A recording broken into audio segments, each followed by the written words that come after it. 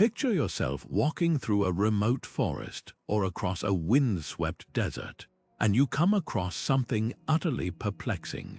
A well-built ancient road, paved with stone or carved into the earth, that simply stops. No city ruins at the end, no river crossing, no visible reason for its existence. It just fades into wilderness or ends at the edge of a cliff, as if the builders suddenly abandoned their work or lost their way. For generations, discoveries like these have sparked the imagination of explorers and scholars alike, presenting a tantalizing historical puzzle. Why would any society invest immense labor and resources into constructing a pathway that appears to go absolutely nowhere? It's a question that invites us to rethink what we know about ancient civilizations and the values that guided them. We often assume that roads, then as now, were built for practical reasons, to connect cities, move armies, or facilitate trade. But what if some of these enigmatic routes were meant for something far more profound, mysterious, or even deceptive?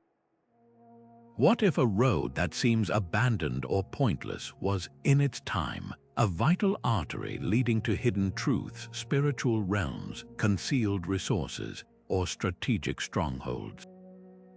The very idea challenges our modern mindset, reminding us that the past does not always conform to our expectations or logic. In this video, we're setting out on a journey to uncover the secrets behind these ancient roads to nowhere. We'll explore how environmental shifts, cultural beliefs, economic strategies, and even celestial alignments shaped these fascinating constructions. From the sun-baked trails of the Romans to the sacred pathways of the Nazca, from deceptive trade routes to ceremonial avenues for the dead, we'll piece together the clues left behind by those who walked these roads centuries or millennia ago. This is more than a historical exploration, it's an invitation to see the world through the eyes of ancient engineers, priests, traders, and visionaries, and to discover how their hidden intentions still echo in the landscapes we walk today. So join us as we step onto these forgotten paths, ready to unravel mysteries that have remained buried in plain sight for ages.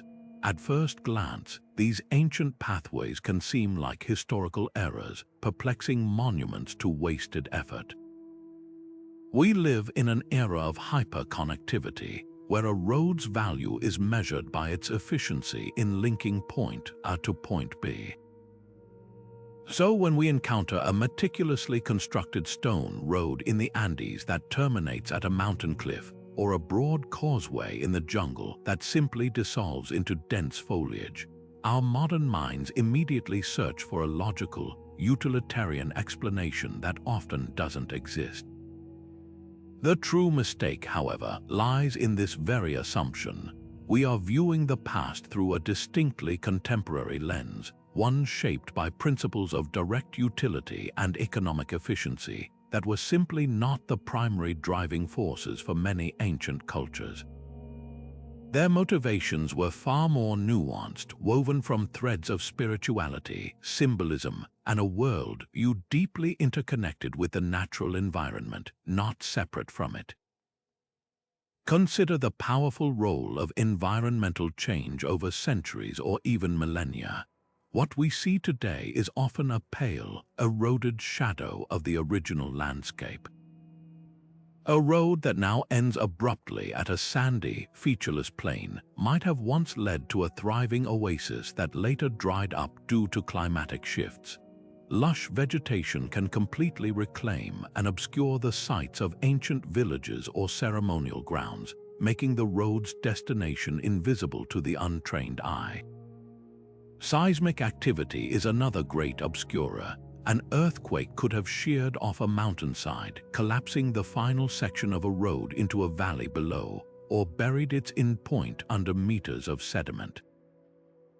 In these cases, the road isn't leading to nowhere, it's leading to a somewhere that has been erased by time and natural forces. a destination we can no longer perceive without the help of archaeological detective work. Beyond these physical transformations, we must also step into a different mindset to appreciate roads built for symbolic rather than practical travel.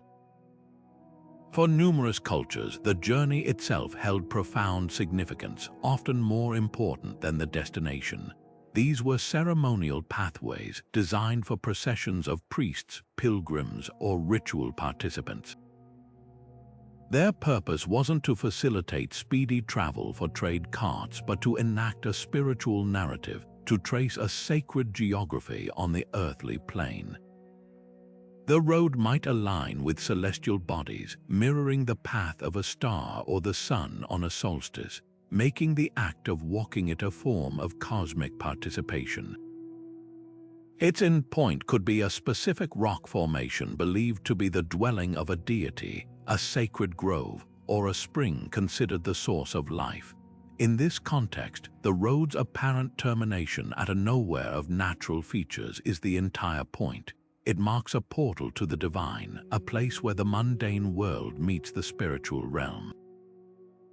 To dismiss such a road as incomplete is to miss its profound cultural and religious function entirely. This illusion of abandonment challenges us to become more humble interpreters of the past. It asks us to set aside our own cultural biases about purpose and productivity and to consider the vast diversity of human intention. A road that seems to go nowhere isn't a forgotten project or a builder's folly. It is a silent message from another time, waiting for us to learn its language. By understanding the contexts of environmental change and symbolic purpose, we begin to see these structures not as mysteries to be solved, but as intentional design features that reveal the rich and complex tapestry of ancient life. Now, if we shift our focus to one of history's most famous road builders, the Romans, we find that even their incredibly practical and efficient network holds its own set of puzzling disappearances.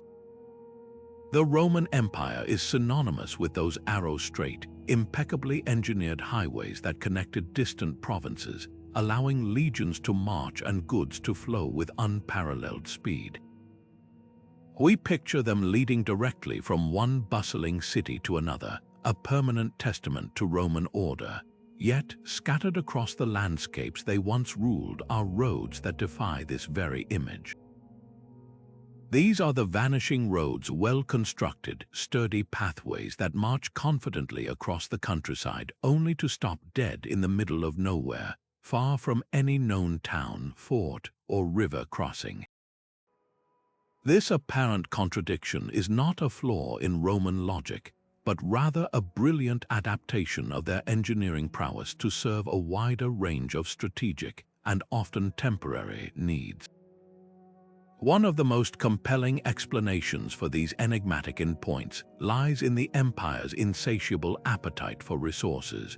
Rome was a colossal economic engine that required a constant influx of raw materials, metals like gold, silver, and lead for coins and pipes, high-quality stone for monuments and buildings, timber for construction and fuel.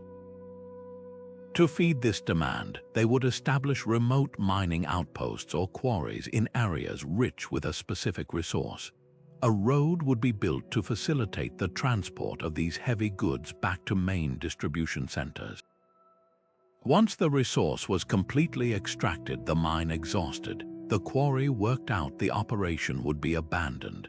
The temporary camp, with its wooden structures and tents, would rot away and leave no visible trace, while the sturdy stone road, built to last, remained as the sole witness to this intense but fleeting industrial activity. So, what looks to us like a road to nowhere was, for a time, the vital lifeline to a bustling, if short-lived, industrial site. Beyond economics, the Roman military mind was also a master of deception and tactical flexibility. Some of these terminating roads may have been deliberate feints, constructed to mislead potential enemies about the army's true supply routes or the direction of an intended advance. By building a convincing road that led toward a barren area or a dead end, they could lure opposing forces into ambushes or force them to waste precious time and energy scouting useless paths. Furthermore, for a Roman legion, building a road was a fundamental engineering skill, as crucial as combat training. It is highly probable that some of these fragmentary roads were essentially practice projects, training exercises where new recruits or a stationed legion honed their construction techniques on a stretch of land that didn't require a functional destination. The road itself was the objective, a demonstration of discipline and skill that served its purpose the moment it was completed, regardless of where it led. This reveals a fascinating aspect of Roman strategic thinking. Their concept of infrastructure was far more dynamic than we often assume. While we marvel at the roads that lasted millennia, they also invested in pathways designed for immediate, short-term goals. A road didn't always have to be a permanent fixture on the map to be considered a success. It could be a temporary logistics line for a military campaign, a specialized access route for a 2-year mining operation, or a training ground for engineers. The enduring stone construction was simply a byproduct of their standardized, high-quality methods. By examining these vanishing roads, we don't see failed projects. We see the pragmatic and multifaceted genius of Rome applied to the real, often impermanent, challenges of building and maintaining an empire. Their infrastructure was as much about fluid strategy as it was about solid stone.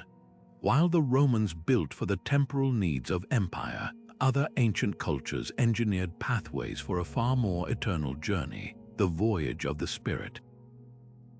This brings us to one of the most profound explanations for these enigmatic roads. They were not constructed for the living at all, but for the dead, the divine, or for pilgrims seeking to bridge the gap between our world and the next. In these cases, a road terminating at a seemingly empty space is not an error. It is the entire point, marking a sacred threshold where the physical realm meets the metaphysical. A stunning example of this can be found in the Nazca Desert of Peru. While most famous for the giant geoglyphs of animals and plants, the Nazca lines also include vast, arrow-straight pathways that stretch for miles across the arid plateau. These are not roads in the conventional sense, as they are often too narrow for practical travel, and their intricate designs are only fully comprehensible from the sky above. For decades, this led to all sorts of fanciful theories. However, a growing consensus among archaeologists suggests these paths were not meant for carts or commerce, but for feet engaged in ritual procession. They are believed to have connected vital ceremonial sites, with people walking these sacred lines as a form of worship, perhaps to plead with deities for water in an unforgiving landscape or to enact creation myths written upon the earth itself. The road's purpose was the journey, a physical prayer that transformed the desert into a vast outdoor temple. This concept of the road as a spiritual conduit extends powerfully throughout Mesoamerica. The ancient Maya, for instance, constructed wide, raised causeways known as sakbiob, meaning white roads, that connected cities and temples. While some served practical purposes, many led directly to pyramid temples or sacrificial altars. These were not mere access routes. They were symbolic pathways representing a journey to the underworld, known as Xibalba. To walk a sakbi toward a temple was to reenact the mythical journey of the hero twins from the Popol Vuh, a sacred text detailing the cycle of life, death, and rebirth. The road itself was a physical manifestation of this cosmic cycle, and its end point at a place of sacrifice or worship was the culmination of that spiritual voyage, a point of contact with the gods. Crucially, these sacred pathways rarely ended at man-made structures alone. They very frequently terminated at awe-inspiring natural features that were themselves considered portals to other realms. A road might lead directly to the mouth of a deep, dark cave, which was viewed in many cultures as an entrance to the underworld, a place where the earth literally opened up to reveal the mysteries within. Another might climb a mountainside only to stop at a sheer cliff face, because the peak itself was considered the abode of gods or ancestors. A third could conclude at the edge of a lake or a sacred spring, believed to be a passage to a watery otherworld. In this spiritual context, the so-called dead end is anything but. It is a destination of immense power and significance, a place where the veil between worlds is at its thinnest. To the modern eye, it looks like a road to nowhere. To the ancient pilgrim, it was the most important somewhere imaginable, a gateway to the divine. But while some roads were built for gods and spirits, others were constructed for a far more worldly purpose: the protection of immense wealth and the preservation of tightly held secrets. In the cutthroat world of ancient trade and resource extraction, information was the ultimate currency, and the most valuable secrets of all were the locations of prized commodities. This is where the concept of the deceptive road comes into play, a pathway engineered not to guide but to mislead. These were the economic decoys of their day, brilliant feints designed to confuse competitors and protect the lifeblood of a kingdom or a merchant guild from prying eyes. Imagine the immense value of a single resource in antiquity: Tyrian purple dye, extracted in minute quantities from the murex snail, was worth more than its weight in gold, making the wearer of purple-dyed cloth instantly recognizable as royalty or extreme wealth. Spices like cinnamon and pepper were so precious they were used as currency and dowries. Sources of such luxuries were state secrets, guarded as fiercely as any military plan. To openly build a clear, well-marked road directly to a murex bed or a cinnamon grove would be an invitation for theft, espionage, or even invasion. The solution was ingenious and simple: build a network of misleading paths. A main, obvious road might be constructed heading in a convincing but ultimately false direction, while the true path to the resource was an unmarked, easily missed turnoff known only to trusted guides. To any rival scout or curious outsider, the primary road would appear to be a failed project, ending at a barren stretch of coastline or a useless patch of forest.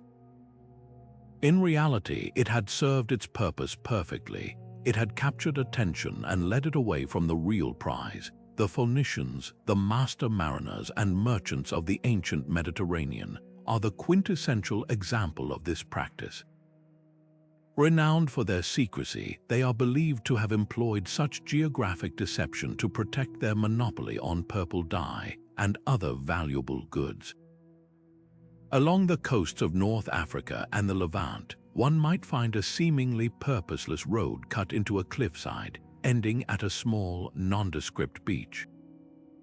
To the uninitiated, it was a dead end, but to a Phoenician sailor, that beach might have been a hidden loading point. From there, a small, easily concealed boat could ferry goods out to ships waiting in deeper water, all while the main decoy port was located miles away, drawing all the attention. This system of misinformation was a form of early economic warfare, ensuring that competitors wasted their time and resources exploring false leads, while the Phoenicians maintained their lucrative control over the market. The benefits of these deceptive routes were twofold. First, they directly safeguarded the economic advantage that came with a monopoly. By keeping the source of their goods a secret, a culture could control supply and demand, keeping prices astronomically high. Second, and perhaps just as importantly, they prevented resource depletion. An easily found mine or a publicly known grove of valuable trees would be stripped bare in short order, destroying the long-term viability of the enterprise. By hiding these locations behind a veil of misleading infrastructure, ancient societies practiced a form of sustainable management, ensuring that the resource would continue to be available for generations to come. The road to nowhere was, in this light, a profound statement of foresight and cunning, a permanent stone lie told for the prosperity and security of those who knew how to listen. Beyond the earthly concerns of trade and warfare, some ancient civilizations looked to the heavens for guidance, constructing roads that were not meant for traversing the land, but for mapping the cosmos. These pathways, aligned with breathtaking precision to celestial events, transformed the very ground beneath one's feet into a giant astronomical instrument. A road that appears to end at a solitary boulder or a specific notch in a distant mountain range might not be an abandoned project at all, but a carefully calibrated sightline for tracking the movements of the sun, moon, and stars.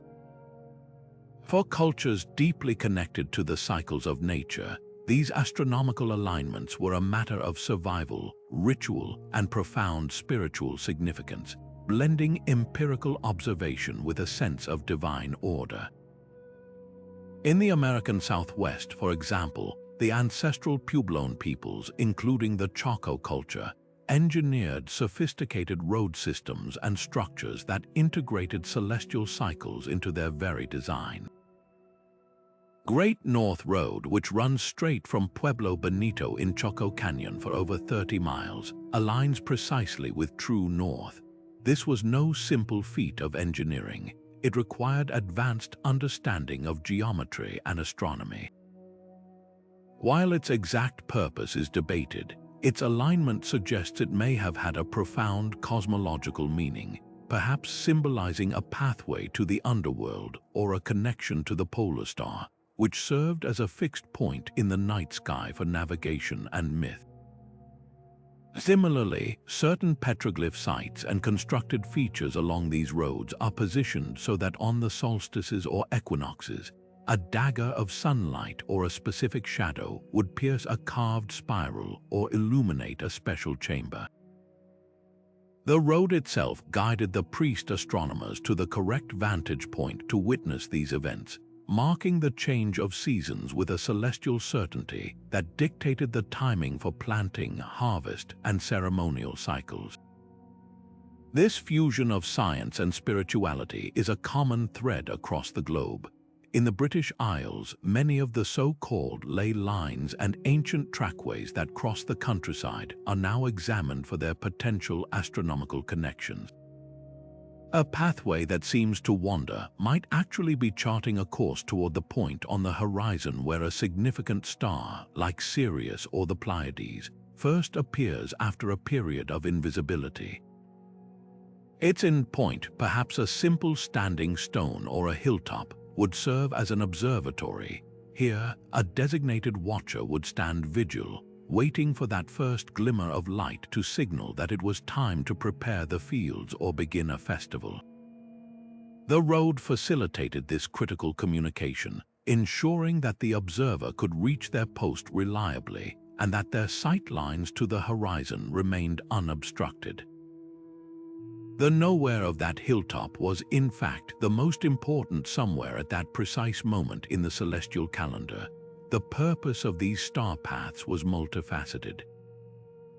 On a purely practical level, they were massive, immovable calendars etched into the landscape.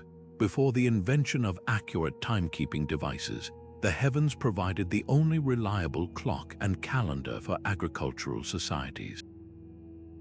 Knowing exactly when the days would start to lengthen in spring or shorten in autumn was critical for ensuring food security. On a spiritual level, these alignments reinforced a culture's cosmology. Walking a road that pointed toward the rising sun on the summer solstice was a way of physically connecting with the power of the sun god, of participating in the eternal cycle of renewal.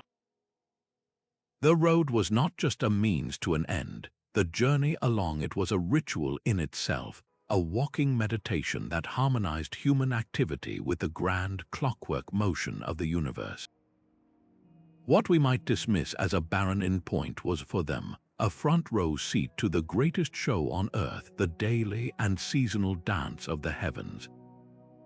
While some civilizations built roads to align with the stars or hide economic treasures, others engineered them as instruments of war, deliberate traps in a landscape of conflict. In the brutal calculus of ancient warfare, a road that led to nowhere could be far more valuable than one that led to a city, functioning as a masterful piece of strategic deception designed to protect the realm by leading its enemies into ruin. This wasn't about connectivity. It was about misdirection, about turning the very expectation of a path into a lethal vulnerability for any invading force arrogant enough to follow it. Consider the mindset of a general leading an army into unfamiliar territory. Reliable intelligence is scarce, and the landscape itself is a map of potential threats and opportunities. A well-constructed road is a gift, a clear indicator of human activity, and most importantly, a direct route to a valuable target, a supply depot, a wealthy town, or the heart of the enemy's power. This inherent assumption is precisely what cunning defenders sought to exploit. By constructing a convincing, high-quality road that marched confidently toward a predetermined point of disaster, they could effectively dictate the enemy's movement, channeling them like cattle into a slaughtering pen. The road itself became the bait, and its abrupt, perplexing end was the trigger for the ambush. The terrain at these false endpoints was carefully chosen to maximize the advantage. A road might lead an invading force directly into a narrow box canyon, where their numbers became a liability as they were funneled into a tight space, vulnerable to rocks and arrows rained down from the cliffs above. Another might end at the edge of a treacherous swamp or a steep, impassable ravine, halting the army's progress completely and leaving them exhausted, disoriented, and strung out in a long, vulnerable line perfect for a coordinated attack from the flanks. In these scenarios, the road did not need a destination because its purpose was the journey itself, a one-way journey to a tactical nightmare for the enemy. The ancient Chinese, with their deep philosophical and practical traditions in military strategy articulated in texts like Sun Tzu's The Art of War, were absolute masters of this form of geographical warfare. Sun Tzu's famous dictum, "All warfare is based on deception," was not just theory, it was applied science. Chinese generals were known to construct entire networks of false roads to create a distorted picture of their logistical capabilities. They might build a broad, impressive-looking road toward a barren mountain range, while the real supply route for their armies was a hidden, narrow trail through a nearby forest. An invading enemy relying on the obvious road would find their scouts reporting a massive investment in a useless direction, causing confusion and misallocating their own resources. Precious time would be wasted exploring these dead ends, time during which the defending force could strengthen their real positions, gather intelligence, or even launch a counter-offensive. The brilliance of this strategy lay in its multi-layered effectiveness. First, it physically protected genuine infrastructure. The real roads to vital cities, fortresses, and granaries remained secret and secure, often camouflaged or built along less obvious routes. Second, it inflicted a psychological toll. There is nothing more demoralizing for a tired, hungry army than the realization that the promising road they have been marching on for days leads only to a desolate dead end. Morale would plummet, doubts about their commanders and intelligence would creep in, and the entire campaign could begin to feel cursed. Finally, it served as an incredible force multiplier. A relatively small defending army could use these deceptive pathways to control the movements of a much larger invading force, choosing the time and place of engagement on terms overwhelmingly in their favor. A simple stone road built with deceptive intent could thus become one of the most powerful and cost-effective weapons in a nation's defensive arsenal, proving that in ancient warfare, the most direct path was not always the road to victory, but sometimes a carefully laid road to defeat. Yet for all the strategic brilliance of military deception, perhaps the most vital and ingenious use of these enigmatic roads was not in leading enemies to their doom, but in leading entire civilizations toward the one resource that meant the difference between life and death: water. In the world's arid and semi-arid regions, where rainfall was unpredictable and surface water scarce, survival depended on an intimate, sophisticated understanding of hydrology. Here, a road that seems to vanish into nothingness might not be a decoy or a spiritual path, but the visible tip of a massive, hidden hydrological iceberg, an above-ground clue pointing to a life-sustaining underground world of channels, cisterns, and reservoirs that constituted nothing less than the beating heart of a city. Nowhere is this more spectacularly demonstrated than in the rose-red city of Petra, carved directly into the cliffs of southern Jordan. To a visitor approaching through the narrow, winding canyon known as the Sick, the experience is one of breathtaking beauty and increasing mystery. The pathway itself, carefully paved and smoothed by the Nabateans, is not merely a road but a work of hydraulic engineering. Carved into the walls of the Sick are narrow channels that once carried a steady stream of fresh water, while cleverly designed dams and diversion systems controlled occasional flash floods. This road doesn't just lead you to the famous treasury building, it was the main artery of a complex water distribution network. But what of other, smaller roads that branch off and seem to end at unremarkable sections of rock? These often led to hidden water collection points, large, underground cisterns carved deep into the bedrock, their openings cleverly disguised to minimize evaporation and protect the precious supply from sand and contamination. The road's abrupt end was, in fact, the entrance to a vital public utility, a silent testament to the Nabatean genius for surviving and thriving in a harsh desert environment by mastering the control of every single drop of water. This principle of the road as a hydrological guide extends far beyond Petra. Across the ancient world, in places like Persia and the Negev Desert, civilizations developed complex systems of underground aqueducts known as qanats. These were tunnels dug deep into the base of mountains to tap into groundwater, gently sloping downhill for miles to deliver water to fields and settlements on the plains.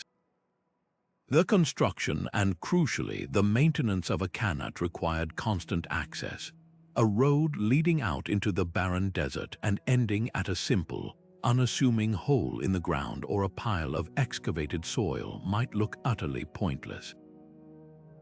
But that hole was a vertical maintenance shaft, one of dozens along the length of the underground tunnel, allowing workers to descend and clear blockages to ensure the continuous flow of water. The road's purpose was not to connect cities, but to provide access to this invisible, life-giving pipeline that ran beneath the sand. Without the road, the qanat system could not be maintained. Without the qanat, the city could not exist. The two were inextricably linked, a perfect symbiosis of surface and subterranean engineering. What makes these hydraulic roads so fascinating is their sheer practicality and forward-thinking design. They represent a profound understanding of environmental challenges and a commitment to long-term sustainability. A community wasn't just building for itself, it was investing in infrastructure that would ensure the survival of generations to come. The road leading to a hidden spring or a maintenance shaft was a declaration of resilience, a physical manifestation of the collective effort required to harness a reluctant landscape. In a world increasingly facing its own water crises, these ancient pathways offer a powerful lesson. They remind us that the most critical resources are often not immediately visible, and that true ingenuity lies not in dominating nature, but in learning to work with it, to channel its forces, and to protect its gifts with clever, hidden systems that ensure life can flourish against all odds. Beyond the practical needs for water and the strategic demands of war, Ancient civilizations also wove their deepest beliefs and most cherished stories directly into the landscape itself, creating pathways that were less about physical travel and more about journeying into the heart of their cultural identity. These were roads built not to a place but to a story, a mythological destination where the world of humans intersected with the realm of gods, heroes, and ancestral spirits. To walk such a road was to step into a living narrative, a physical pilgrimage that transformed abstract myths into tangible experience, reinforcing the very foundations of a community's shared beliefs and values with every footstep. Across the ancient Greek world, this concept was embodied in the sacred ways that led to major oracular sites.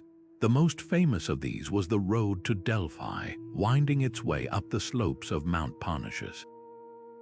For the countless pilgrims who traveled it, this was not merely a route to a temple. It was an ascent into the presence of Apollo himself, a gradual shedding of the mundane world as they climbed toward the omphalos, the navel of the world. The journey was a crucial part of the ritual. Along the way, pilgrims would encounter votive statues, treasuries built by rival city-states, and other travelers, all building a sense of anticipation and communal purpose. The roads in point at the Temple of Apollo, where the Pythian priestess delivered her cryptic prophecies, was the culmination of this narrative journey. The pilgrim wasn't just arriving at a building, they were reaching the source of divine wisdom, the very spot where heaven and earth were believed to connect. The road facilitated a transformation, turning a seeker into a participant in one of the Mediterranean's most powerful myths. This pattern of roads leading to narrative destinations was incredibly common, and these endpoints were almost always dramatic natural features that already held innate power and mystery. A road might conclude at a particular spring or grove, not because it was convenient, but because that location was celebrated in lore as the birthplace of a god, the site of a heroic battle, or the home of a nymph. In Anatolia, roads led to the entrances of vast cave systems like the Plutonian at Hierapolis, a gate to the underworld believed to be filled with lethal vapors. Only certain priests could enter, performing rituals that demonstrated their divine protection to the awe-struck spectators. The road leading to this deadly cave mouth was a pathway to witness the power of the myth of Hades and Persephone played out in real time. Similarly, in the Celtic world, pathways often terminated at sacred groves or specific, gnarled trees considered to be the dwelling of powerful spirits. The road guided you to the threshold of the story, and the natural landmark served as the main character, a permanent, unchanging anchor point for a culture's oral traditions. The true genius of these mythological roads lies in their function as engines of cultural memory. In societies without widespread literacy, identity and history were preserved through shared stories, repeated rituals, and collective experiences. A road that physically guided people to a site of mythological importance transformed passive hearing into active participation. You weren't just told the story of the oracle at Delphi. You felt the burn in your legs as you climbed the path. You saw the offerings left by others. You breathed the thin, cool air of the mountain, and you stood in the very spot where the divine voice was heard. This multisensory experience etched the story and its associated values: piety, the quest for knowledge, the power of the gods directly into the pilgrim's being. The road became a linear script, and the pilgrimage was a performance of that script, ensuring that the core narratives of a culture were not forgotten but continually relived and reaffirmed by each new generation. The destination, therefore, was never a literal nowhere. It was the most important somewhere a culture could imagine, the sacred space where their world began, where their heroes triumphed, and where their gods continued to speak. For centuries, the true endpoints of these ancient roads remained one of history's most stubborn secrets, hidden not by intention but by the relentless passage of time. We stood at what appeared to be the conclusion of a stone path, scratching our heads at the emptiness before us, completely unaware that the road's true destination was often right beneath our feet, waiting for a technology advanced enough to reveal it. This is where the field of archaeology has undergone a revolution, moving from the slow, deliberate work of the trowel and brush to the powerful, penetrating gaze of modern remote sensing.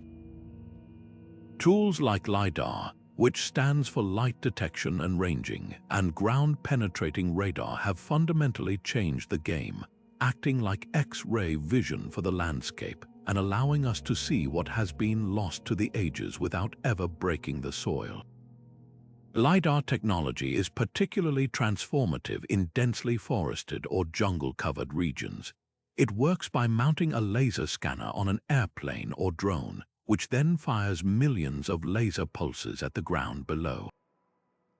These pulses bounce back, and by measuring their return time, a highly detailed, three-dimensional map of the surface can be created. The real magic happens with data processing. Software can digitally strip away every single tree, bush, and blade of vegetation, revealing the bare earth beneath. Suddenly, what was an impenetrable green canopy becomes a crisp, clear map of human activity. In places like the jungles of Cambodia, LiDAR surveys over the Angkor Wat complex revealed a sprawling metropolitan landscape that was completely invisible from the ground: canals, ponds, and most importantly, an extensive network of roads that connected outlying temples and settlements to the central city. A pathway that once seemed to end at a crumbling temple wall was now shown to continue in a straight line, leading to a lost quarry or a forgotten suburban district that had been reclaimed by the jungle centuries ago. Similarly, ground-penetrating radar, or GPR, allows archaeologists to peer into the earth itself. By sending high-frequency radio waves into the ground and analyzing the signals that bounce back from buried structures, GPR can map subterranean features with astonishing clarity. A road that appears to vanish into a farmer's field in England might, under GPR analysis, be shown to continue its path just inches below the topsoil, its stone foundation still intact but buried by centuries of wind-blown sediment and agricultural plowing. This technology has been instrumental in places like Turkey, where it has helped locate entire underground cities connected by tunnel-like roads, and in Egypt, where it has revealed vast necropolises, cities of the dead, that were the true endpoints of ceremonial causeways leading from the Nile. What these tools have taught us is a profound lesson in humility. The mystery of the road to nowhere was rarely a mystery to the people who built it. The problem was our own perception. Natural processes are incredibly effective at concealing the past. River flooding can deposit meters of silt over a vast area, burying the ruins of a port city that once stood at the end of a trade road. Wind erosion can scour away soft soils around a more durable road, leaving it elevated like a causeway while its destination sinks into obscurity. Human activity, too, plays a role. Later generations often built directly on top of older foundations, or farmers routinely plowed over and filled in low-lying areas, gradually smoothing over the ancient topography and creating a flat, featureless plain that hides all evidence of what came before. The incredible discoveries facilitated by this technology are rewriting history books.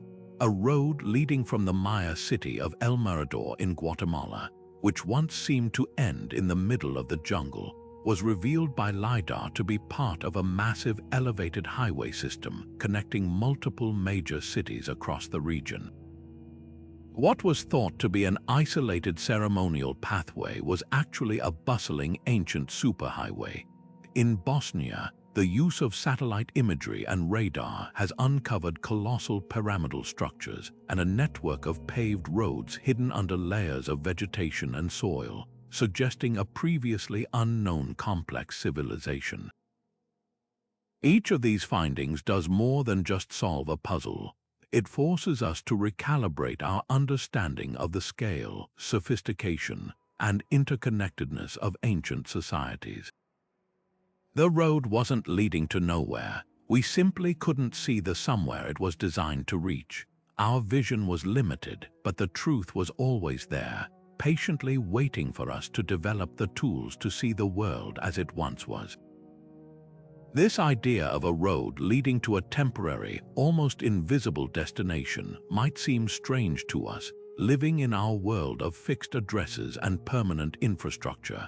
But for nomadic and pastoral societies, this was the very essence of survival.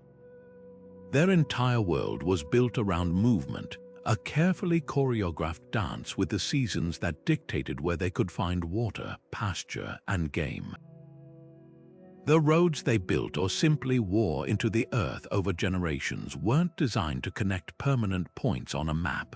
They were the lifelines of a migratory cycle, pathways to resources that were only available for a few precious months each year. When that season ended, the people moved on, and the road, still clearly visible, was left to silently point toward an empty landscape, waiting for the cycle to begin anew. Consider the vast steppes of Central Asia, the domain of the Mongol Empire. Their power was built on mobility, and their network of routes, known as the Urtu or relay system, is famous. But branching off from these main communication lines were countless smaller trails, etched into the grasslands by the hooves of countless sheep, goats, and horses. These were the roads to seasonal pastures, known as alak. A family or clan would have a well-defined route they followed each year, moving their herds to highland meadows in the summer to escape the heat and find lush grass, then descending to more sheltered valleys in the harsh winter. The road itself was a familiar, well-trodden path, but its endpoint was a temporary camp, a collection of portable jurs or yurts that would be dismantled and packed away when it was time to leave. To an outsider arriving in the winter, a road leading to a high summer pasture would appear to vanish into a cold, windswept emptiness. But to the nomads, that empty space held the memory of summer abundance and the certainty of its return. The road wasn't incomplete. Its purpose was fulfilled precisely because it led to a place that was meant to be left behind. This pattern repeats itself across the globe, anywhere that survival depended on following a seasonal rhythm. In the mountainous regions of the Andes, ancient pathways connect highland and lowland zones, a system of travel known as verticality. Communities would maintain permanent homes in one zone, but use these roads for seasonal migrations to access a wider variety of resources. A road might lead up a mountain to a specific quarry that was only workable during the dry season, or to a high-altitude meadow for grazing llamas and alpacas during the rainy season. The destination was a temporary workshop or a seasonal pasture, leaving behind little more than some stone chips, a few post holes for temporary shelters, and the road itself. In North America, many of the trails later used by European settlers were originally forged by Native American tribes following migratory animal herds like bison or caribou. These roads led to traditional hunting grounds that were teeming with life for a few weeks each year and completely deserted for the rest. The road was a permanent feature in the landscape, but its utility was entirely seasonal, a reflection of a deep understanding of animal behavior and ecological cycles. What appears to our modern eyes as an isolated or incomplete road is actually a fossilized imprint of a highly sophisticated and sustainable way of life. These pathways are a testament to a deep ecological knowledge, a calendar written onto the earth itself. They represent a worldview that is fundamentally different from our sedentary one, a perspective that sees territory not as something to be permanently occupied and enclosed, but as a continuous cyclical journey. The value of the road was not in its final, fixed destination, but in the reliability of the path it provided to a resource that would ensure the community's survival for another season. The emptiness at the end of the road was not a sign of failure but of success. It meant the migration was complete, the resources had been gathered, and the people had moved on, following the ancient rhythm that had sustained them for centuries, leaving behind only the quiet promise of their return. This tendency to view the world through a narrow, utilitarian lens reached its peak during the age of European exploration and colonization, when outsiders arrived in new lands with a set of rigid expectations about what constituted civilization and order. To these early explorers and colonizers, a road's value was measured by its durability, its width enough for a cart or cannon, and its clear connection between two fixed, permanent settlements. When they encountered the pathways of indigenous cultures, which were often designed for entirely different purposes, they consistently misinterpreted what they saw, dismissing sophisticated networks as primitive or irrational simply because they didn't conform to a European blueprint. This cultural arrogance led them to label these vital arteries as roads to nowhere, a profound misjudgment that obscured their true function for centuries and reflected a failure of imagination more than a failure of indigenous engineering.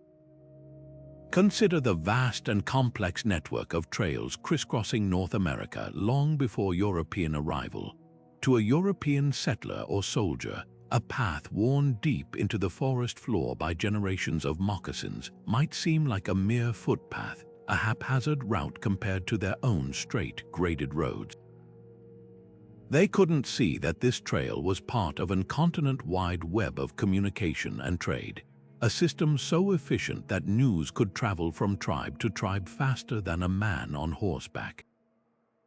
These trails were meticulously maintained and followed the most logical routes across the landscape, tracing ridgelines for clear sight lines and easy travel, crossing rivers at the most reliable fords, and connecting communities that shared cultural and economic ties. A pathway that seemed to end at a particular grove of trees or a specific rock formation wasn't abandoned. It had reached its destination, a place of immense spiritual significance, a prime hunting ground, a seasonal gathering place for different bands, or a source of a specific type of clay or stone needed for tool-making. The colonizers, blind to this deeper cultural and ecological map, saw only an inexplicable halt in the wilderness. This bias had devastating and long-lasting consequences. By dismissing these networks as insignificant, colonizers failed to understand the people they were encountering, underestimating their deep knowledge of the land, their extensive trade connections, and their complex social organization. This misinterpretation was then often codified into official policy. Colonial maps would ignore these ancient trails or label them as unimproved paths, and in their place, new roads were built, often following the same general corridors but bulldozing through the landscape with a disregard for its subtleties, severing the cultural and spiritual connections the original paths embodied. The famous Boston Post Road, one of the first major highways in the American colonies, was built directly on top of a well-established Native American trail known as the Mashpee Path. The colonists used the indigenous knowledge of the optimal route, but completely overlooked the sacred sites and resource areas that made the path meaningful to its original creators, reducing a culturally rich corridor to a simple line of transit. This pattern of imposing an external, modern view on ancient infrastructure is a cautionary tale that extends far beyond the colonial era. It reminds us that our interpretation of the past is always filtered through our own cultural biases and technological assumptions. We risk making the same mistake today if we judge ancient roads solely by 21st century standards of efficiency and permanence. The true lesson of these colonial misinterpretations is the critical importance of cultural context. To understand why a road was built, we must strive to understand the worldview of the people who built it, their spiritual beliefs, their economic practices, their relationship with the environment, and their social structures. A road is never just a road. It is a physical manifestation of a culture's priorities, and sometimes the greatest mystery isn't the road itself, but our own inability to see it for what it truly was. This relentless pursuit of raw materials reveals another compelling reason behind these mysterious pathways, the ancient world's version of a resource boom. Civilizations across the globe were driven by the same fundamental needs we recognize today: precious metals for wealth and power, high-quality stone for monumental architecture, and timber for construction and fuel. To satisfy these demands, they embarked on ambitious engineering projects, constructing robust roads into some of the most remote and inhospitable regions imaginable. These were not roads built for eternity or for public use. They were industrial arteries designed with a single, focused purpose: to facilitate the efficient extraction of wealth from the earth. And when that wealth ran out, the road was often all that remained, a lonely monument to an industry that had moved on, leaving behind a landscape permanently altered by human ambition. The eastern desert of Egypt provides one of the most striking and well-documented examples of this phenomenon. Here, the pharaohs commissioned the construction of sophisticated roads to reach the valuable resources hidden within the barren mountains. One such road led to the legendary quarries of Wadi Hammamat, a source of the beautiful greywacke stone used for statues, sarcophagi, and other prestigious objects. Another pushed even farther into the wilderness to the gold mines of Bir Fawakir. These were not simple tracks. They were carefully engineered highways, complete with way stations, wells, and guard posts to protect the valuable caravans. For centuries, these routes throbbed with activity. You would have heard the constant clamor of stonemasons and the shouts of overseers, seen the endless lines of donkeys and laborers transporting heavy blocks of stone and bags of gold bearing ore back toward the Nile Valley. The road was a lifeline, the vital connection between the heart of the civilization and the source of its material splendor. Yet, visit these sites today and the contrast is jarring. The road, built to last, still cuts a clear line through the desert, but it now leads to a profound silence. The quarries and mines are exhausted, the campsites abandoned. The bustling, noisy industrial centers have vanished, leaving behind little more than stone huts, some pottery shards, and the vast, gaping holes in the mountain sides. To a modern observer, it appears as if a tremendous amount of effort was invested in building a road that goes absolutely nowhere. But this emptiness is deceptive. It is not evidence of a failed project, but rather of a wildly successful one. The road did its job perfectly. It enabled the complete extraction of the resource it was built to reach. The very barrenness of the endpoint is the proof of its success. The pharaohs got everything they came for. This pattern of extractive abandonment was a global reality. In the rainforests of Central America, the Maya built sakbiob, or raised white roads, to transport limestone from distant quarries for their towering pyramids and elaborate palaces. Once a quarry was depleted, the road remained, often leading modern archaeologists to wonder about its purpose until they discovered the telltale scars of ancient mining activity hidden by centuries of jungle growth. Across the Atlantic, the Romans were masters of this transient infrastructure.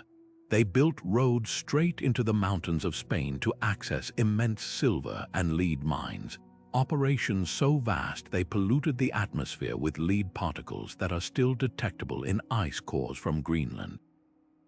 When the richest veins were played out, the Roman administration, ever pragmatic, shifted its operations elsewhere. the road was left behind, a permanent fixture on the landscape pointing toward a temporary and now vanished economic endeavor. This reveals a crucial aspect of ancient economies that we often overlook: their transient relationship with certain landscapes. We are accustomed to thinking of mines and quarries as permanent fixtures, but in antiquity, they were often seen as temporary opportunities. A road was built as a calculated investment. The immense cost of its construction was weighed against the expected value of the resource it would unlock. Once that resource was gone, the economic rationale for maintaining the road or the settlement at its end evaporated. The workforce would move on to the next site, and the knowledge of that specific pathway might fade from memory, leaving only the physical road itself as a stubborn, unanswered question for future generations. These roads to nowhere stand as powerful testimony to the fact that our ancient ancestors were just as capable as we are of radically transforming their environment for short-term gain, and then moving on, leaving the silent evidence of their industry for us to ponder millennia later. While the Romans built roads to feed an empire's economy and others for spiritual journeys, some ancient pathways served a purpose that was both starkly practical and deeply symbolic. They were lines drawn in the sand, or more accurately, lines paved in stone to mark the absolute limits of power. In a world without satellite imagery or clearly signed borders, a road was one of the most powerful statements a ruler could make. It was a permanent, undeniable declaration of, "We were here, and this land is ours." These boundary roads didn't necessarily connect bustling cities. Instead, they often marched confidently toward the very edge of the known world for that culture, terminating at a remote outpost, a formidable natural barrier, or simply a point in the wilderness where authority was meant to be projected and understood, even if no one was there to see it every day. The Inca Empire provides a masterclass in this use of infrastructure. Their vast network of roads, known as the Quhapacñan, is often celebrated for connecting their territories across the Andes. But some of its most fascinating branches were those that led to the empire's farthest, most remote frontiers. These roads would push into harsh, sparsely populated regions, and rather than ending at a major city, they would conclude at a tambo, a small way station, or a pucara, a fortified hilltop outpost. The soldiers stationed at these lonely endpoints were living symbols of the Incas' reach. Their presence, supported by the road that supplied them, was a constant reminder to any potential rival or subject tribe that the long arm of the Sapa Inca extended even into this seemingly worthless stretch of high-altitude desert or dense cloud forest. The road was the physical proof that the state could project power and maintain control, not just in the populous heartland, but out here on the very periphery where control was most fragile. The choice of where these roads ended was never accidental. Frequently, they were designed to integrate with the natural geography, using it to amplify the message of power and limitation. A boundary road might be constructed to run right up to the bank of a major, difficult-to-cross river, effectively using the waterway as a natural defensive moat that complemented the man-made statement of the road. Another might climb a mountain pass only to terminate at a sheer cliff face, the road itself becoming a dead end that said, quite literally, "The empire ends here." This fusion of engineered structure and natural barrier created a border that was both physically and psychologically imposing. It communicated that the civilization's domain was not a vague, disputed area, but a clearly defined space, sanctified by both engineering prowess and the immutable features of the Earth itself. Beyond mere markers, these terminal points were often active sites of ceremony and administration.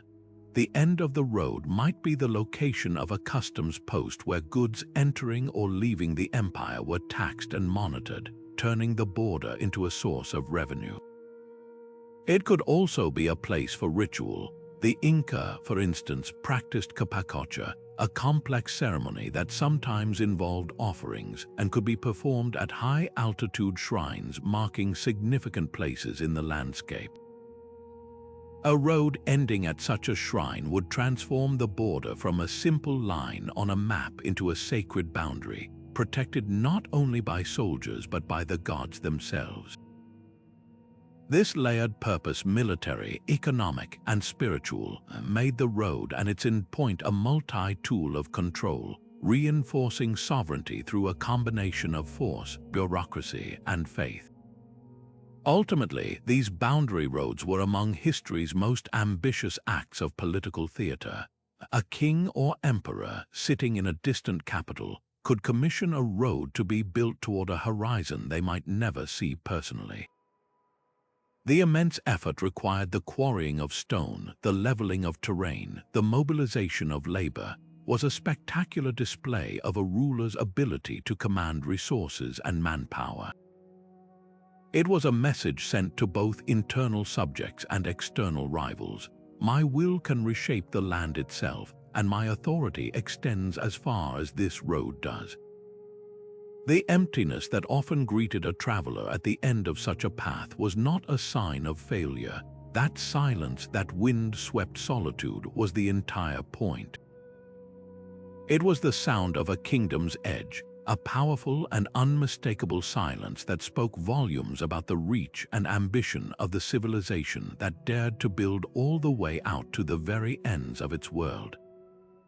But beyond the grand statements of imperial borders and the sacred journeys of pilgrims, some of the most vital roads in the ancient world were built for a purpose that seems almost mundane to us today: the simple, urgent need to talk.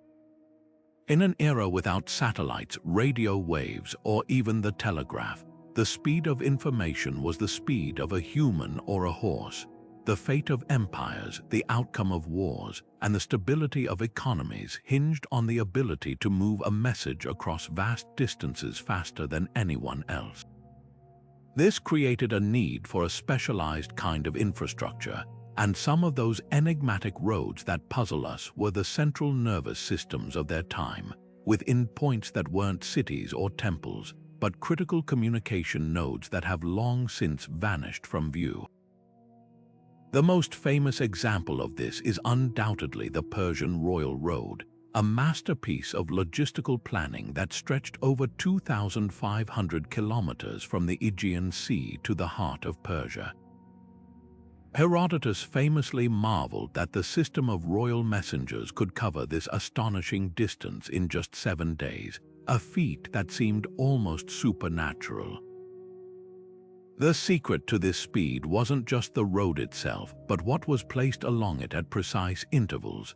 Every 25 to 30 kilometers, a distance a horse could gallop at full speed before tiring, was a stathmos, a relay station. At these stations, a fresh, rested horse and a new messenger were kept at the ready.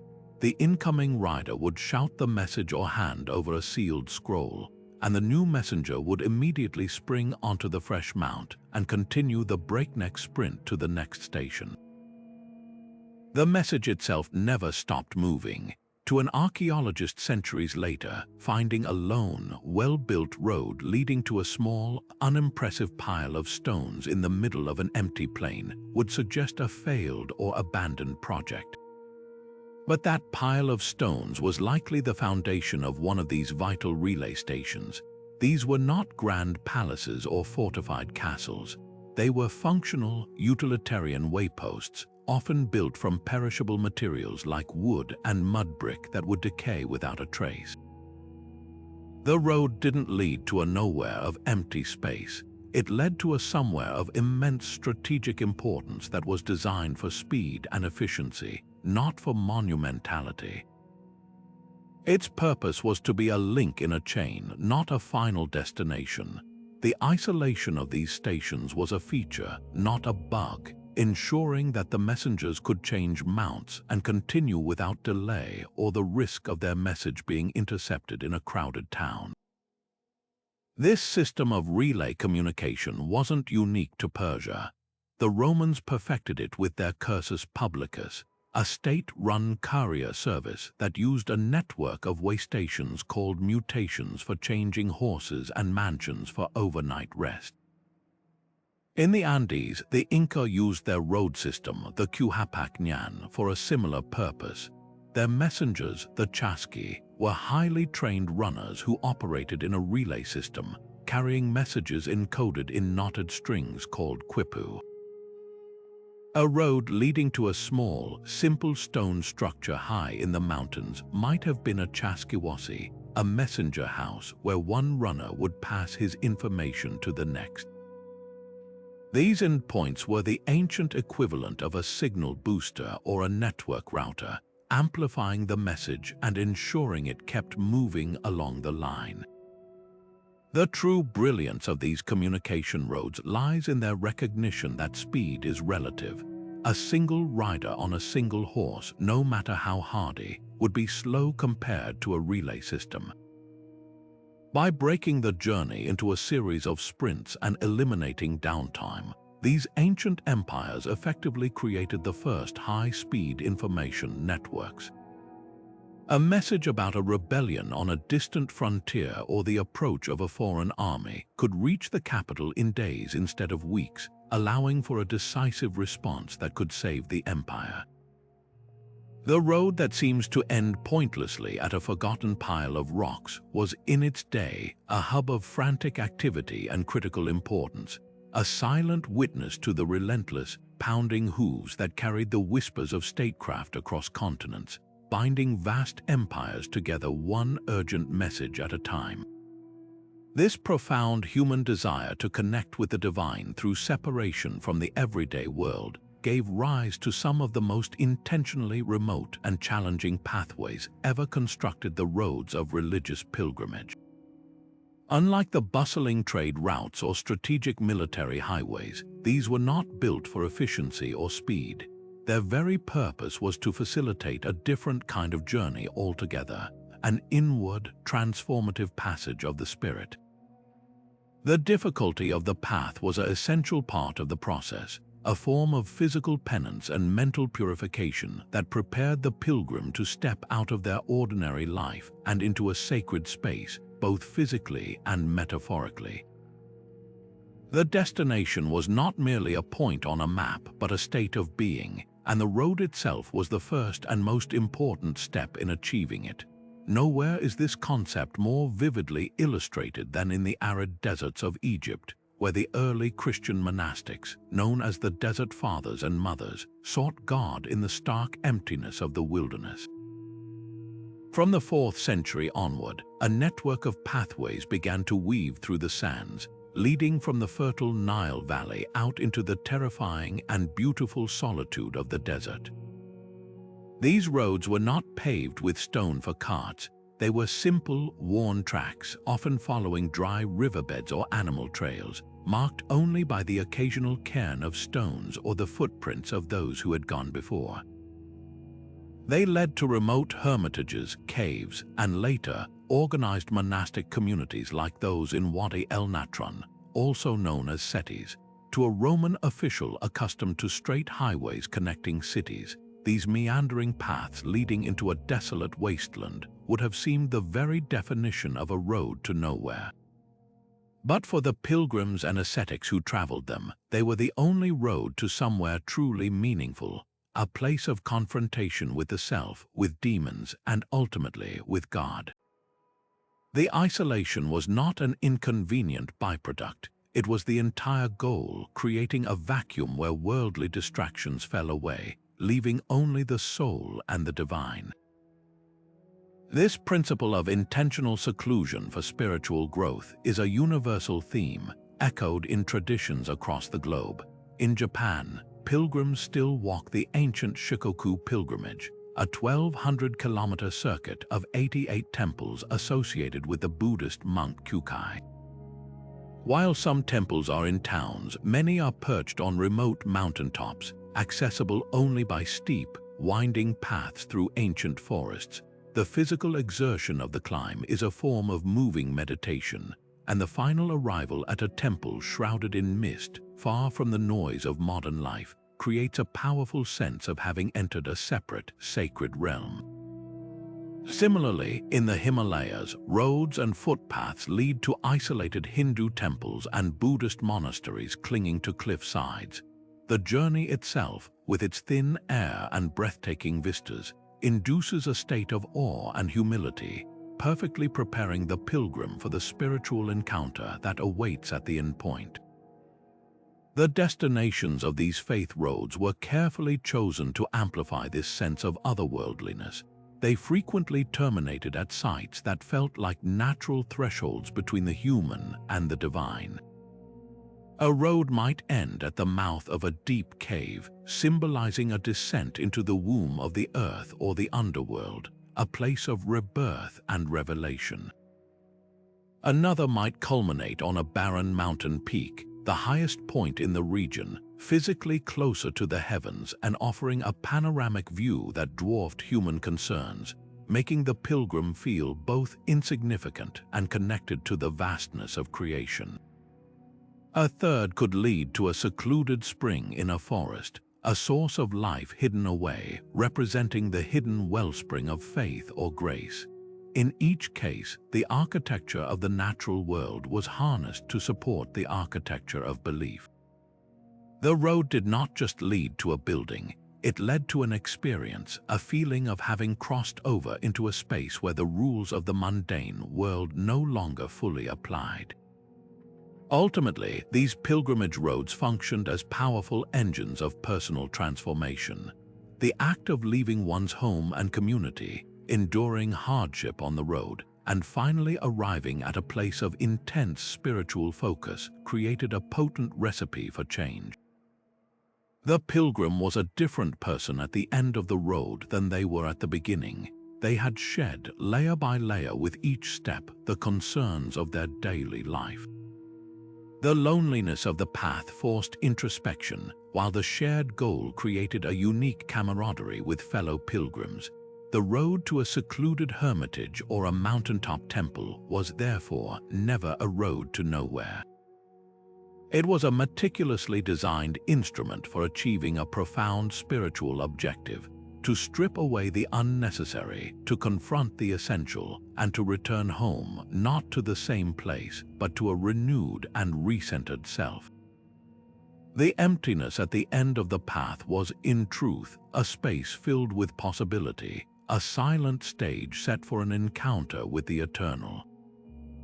What if the true purpose of a road wasn't just to guide travelers, but to function as a sophisticated machine in its own right, an active component in a larger technological system that we are only beginning to comprehend?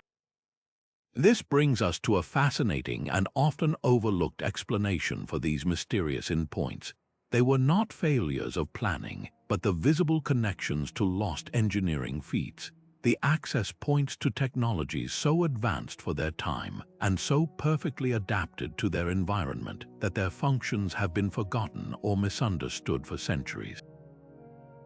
These roads were the arteries of ancient innovation, and what appears to be an abandoned terminus might actually be the plug-in point for a civilization's most brilliant technical achievements. Consider the challenge of long-distance communication in a world without wires or radio. Several cultures appear to have developed ingenious acoustic systems, using the natural landscape and carefully engineered structures to carry sound over incredible distances. There are intriguing theories, for instance, about certain Maya Sakbiob that run straight and flat for miles. Some researchers suggest these roads were not just physical pathways but also functioned as sonic corridors. The hard, plaster-like surface of the road and the cleared land on either side could have acted as a perfect channel for sound waves. A road leading to a specific, isolated platform or a peculiar, dome-shaped structure might have been the location of a speaking tube or a designated calling point. From here, a messenger could have sent a coded series of shouts or blown on a conch shell, the sound traveling with startling clarity down the stone highway to be received at a similar station miles away, relaying messages faster than any runner could hope to move. The road's end wasn't a dead stop. It was an ancient communication tower, a node in a vast, invisible network of sound. Perhaps the most concrete examples of this technological brilliance come from the Minoan civilization on the island of Crete. Their roads were far more than simple thoroughfares. They were integrated public works projects showcasing a stunning understanding of hydraulics and urban planning. The Minoans engineered their pathways with deep, stone-lined drainage channels running alongside them, designed to handle heavy seasonal rains and prevent erosion and flooding. But some of these roads seem to lead to curious endpoints: large, circular stone basins set into the hillside or complex arrangements of channels that vanish into the ground. Archaeologists now believe these were part of sophisticated water management systems. A road might literally lead to a massive, hidden cistern, a settling tank for filtering water, or the intake point for an underground aqueduct that distributed fresh water throughout a palace complex like Knossos. The road provided access for maintenance and construction, making it an essential service route for the engineers who kept the civilization's lifeblood flowing. Its abrupt ending at a seemingly mundane stone structure marks the gateway to a subterranean world of hydrological genius. The true marvel of Minoan roads extends even to passenger comfort, a concept we think of as remarkably modern. Some of their paved pathways were constructed with a special, light-colored limestone that had a high albedo, meaning it reflected a significant amount of sunlight instead of absorbing it as heat. This simple but effective material choice would have kept the road surface noticeably cooler under the fierce Cretan sun, making the journey more bearable for bare feet and the hooves of animals. Furthermore, the strategic placement of these roads often took advantage of prevailing sea breezes for natural ventilation. A road that ends at a high vantage point overlooking the sea might have been designed to catch these cooling winds, functioning as a natural air conditioning system that provided relief at the end of a long, hot climb. In this light, the road transforms from a simple path into a climate-controlled passage, a testament to an engineering philosophy that seamlessly blended infrastructure with environmental comfort. Reconstructing these lost technologies forces us to radically rethink our assessment of ancient capabilities. A road ending at a peculiar rock formation might align with a specific magnetic anomaly or a geological fault line that was significant for reasons we can no longer decipher. Perhaps for finding certain minerals or for reasons tied to forgotten Earth sciences. Another might lead to a site perfect for astronomical observations that required a perfectly flat, long sightline, which the road itself provided. The disappointment we feel at finding nothing at the end of these roads is a failure of our own perception, not their purpose. We are looking for a city or a monument when we should be looking for the footprint of a machine, the intake of a system, or the calibration point for a network. These endpoints were not destinations for the common traveler. They were access panels for the technicians, the priests, the engineers, and the scientists of the ancient world. The silence that greets us there today is the echo of a conversation that ended millennia ago. A dialogue between humanity and the elements that we are only just starting to hear again. Yet if we shift our perspective from the isolated endpoint to the vibrant human activity that once defined it, a new possibility emerges. Some of these roads that puzzle us with their abrupt conclusions were never meant to be lonely paths to forgotten places. Instead, they were the final leg of a journey to a bustling, temporary crossroads, a designated meeting ground where vastly different cultures could safely converge, not for conquest but for conversation. These were the neutral zones of the ancient world, the diplomatic and commercial hubs where ideas were the most valuable currency of all, and the road's end was the gateway to a vibrant, albeit temporary, global village. The most iconic example of this is found in the vast network of routes we collectively call the Silk Road. While we often picture a single, continuous highway stretching from Rome to China, the reality was a complex web of interconnected paths with countless smaller spurs branching off the main arteries. Many of these secondary routes appear on a map to simply stop in the middle of the Taklamakan Desert or at the base of the Pamir Mountains. But to the merchants, monks, and diplomats who traveled them, these were the most critical paths of all. They led to oasis towns like Turpan or Samarkand, which were not final destinations in themselves, but rather neutral trading posts. Here, a Sogdian merchant from Central Asia could meet with a Chinese official, a Persian artisan, and a Tibetan nomad. The road facilitated this meeting, but the true interaction happened in the caravanserais and market squares of the oasis.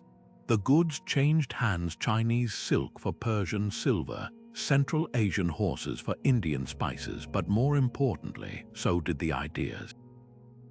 Buddhism traveled from India into China along these routes, carried by monks who hitched rides with merchant caravans.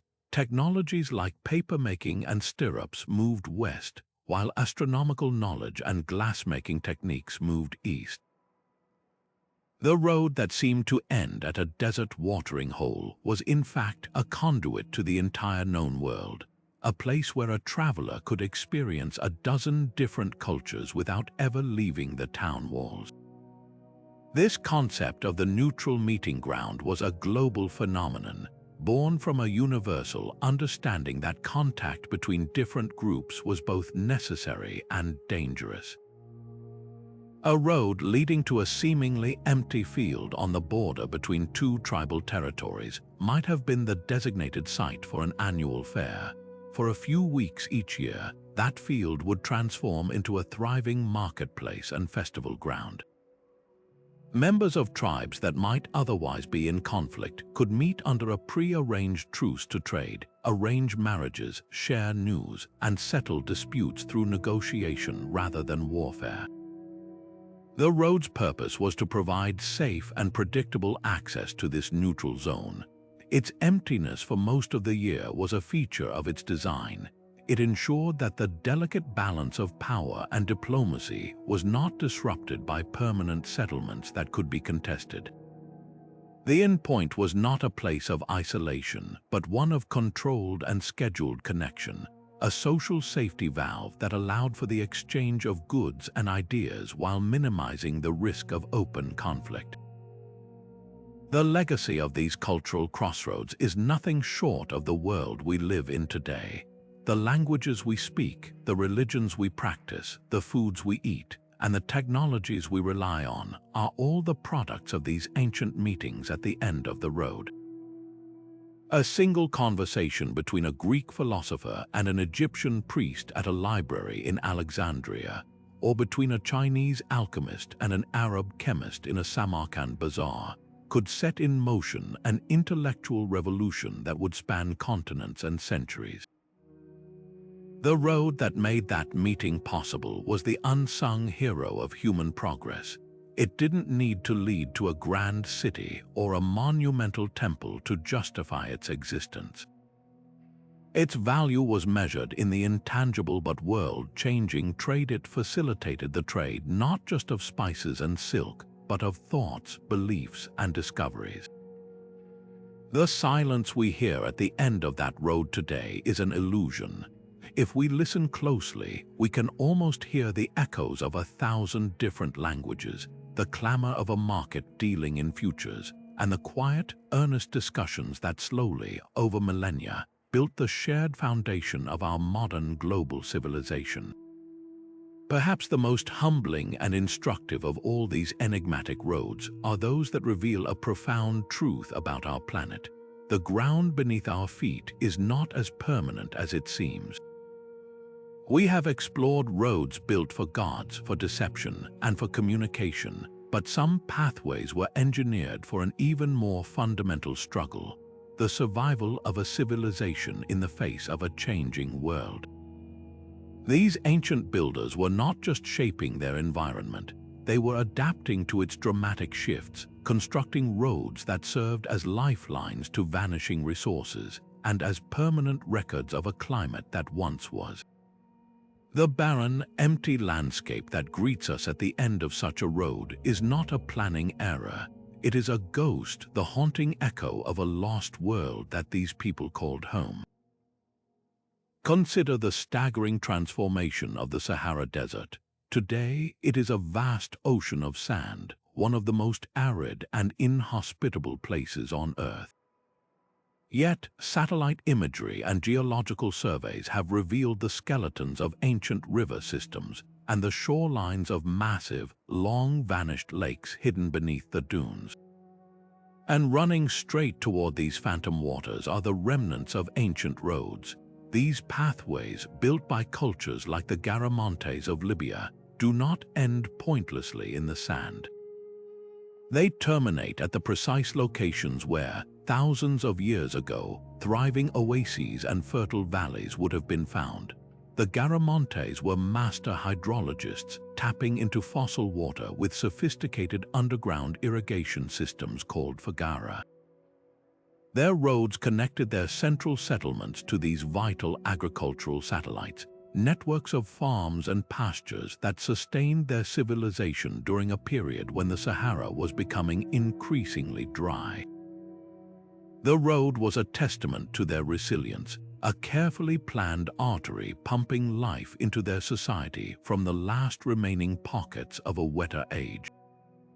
To stand at the end of one of these roads now is to stand on the former shore of a lake that has been absent for millennia, a powerful and sobering experience. This pattern of building for a climate in flux is a global story, written in stone and earth across continents. In the American Southwest, the ancestral Pueblones constructed extensive road systems connecting their great houses in Choco Canyon to outlying communities. For centuries, these roads facilitated the movement of people, goods, and ideas across a landscape that could support a complex society. However, tree ring data tells us of a prolonged and devastating megadrought that gripped the region in the 12th and 13th centuries. As the rains failed and the land dried, the purpose of these roads may have shifted from connection to migration. They became pathways of resilience, guiding communities away from the desiccated heart of Choco toward areas with more reliable water sources, like the Rio Grande Valley. The roads didn't become useless. Their utility evolved from sustaining a centralized civilization to facilitating its careful, strategic dispersal and survival. They were the map for a managed retreat, a planned response to an environmental crisis. What makes these roads so deeply relevant today is the profound lesson in long-term thinking they offer. These ancient engineers were not just reacting to immediate needs, they were planning for a future they knew would be different. They understood the rhythms of their environment on a scale that we, in our modern, climate-controlled existence, often struggle to comprehend. Their infrastructure was built with a flexibility and foresight that is nothing short of brilliant. They invested immense labor in roads that led to resources which were, even then, under threat. This was not folly. It was a calculated investment in prolonging their way of life for as long as possible and ultimately in having a pre-planned route to a new one. The empty space at the end of the road is a monument to their adaptability. It marks not a failure of their society, but its intelligent, managed response to an insurmountable challenge. In our current era of rapid climate change, these ancient pathways feel less like archaeological curiosities and more like urgent messages from the past. They demonstrate that civilizations have always had to negotiate with the climate, and the ones that thrived were those that observed, understood, and adapted to its changes. Their roads to nowhere are, in fact, roads to everywhere we need to look for solutions. They point toward the importance of sustainable water management, like the fagara of the Garamantes. They highlight the value of diverse resource networks, so that the failure of one node does not mean the collapse of the entire system. And most importantly, they teach us about strategic mobility, the wisdom of knowing when to hold ground and when to follow a pre-established path to a new beginning. These stone ribbons across the desert are a masterclass in resilience, a silent curriculum written in the landscape, waiting for us to learn from the choices of those who walked them long before us. Yet if we shift our focus from the pragmatic to the profound, we encounter a category of ancient road that served a purpose far beyond mere transportation. These were not paths for everyday travel but monumental stage sets in stone, engineered to overwhelm the senses and broadcast an unambiguous message of power, divinity, and cosmic order.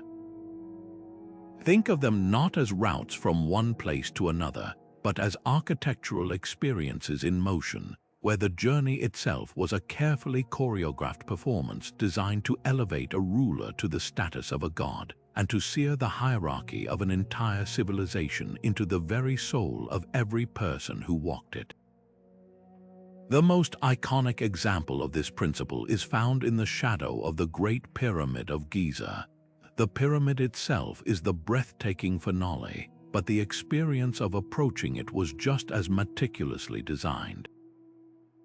The pharaoh's funeral procession did not simply trudge across the sand. It moved with solemn, stately purpose along a massive, enclosed causeway, a raised stone pathway that acted as a literal bridge between the world of the living and the realm of the eternal.